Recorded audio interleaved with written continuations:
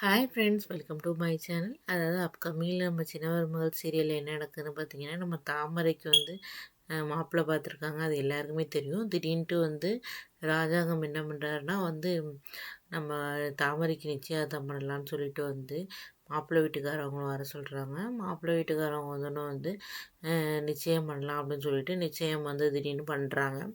பண்ணதுக்கப்புறம் தாமரைக்கும் தாமரையோட அம்மாவுக்கும் என்ன பண்ணுறது அப்படிங்கிறதே தெரியல. எப்படியாச்சும் இந்த கல்யாணத்தை நிறுத்தணும் அப்படின்னு சொல்லிட்டு பிளான் பண்ணுறாங்க.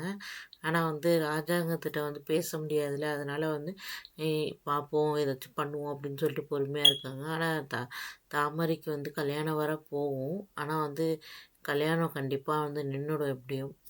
அவங்களே வந்து நிறுத்திடுவாங்க. இது மாதிரி எனக்கு இந்த மாப்பிள்ளையை பிடிக்கல அப்படின்னு சொல்லிட்டு வந்து நிறுத்த போகிறாங்க. அதுதான் நடக்க போகுது.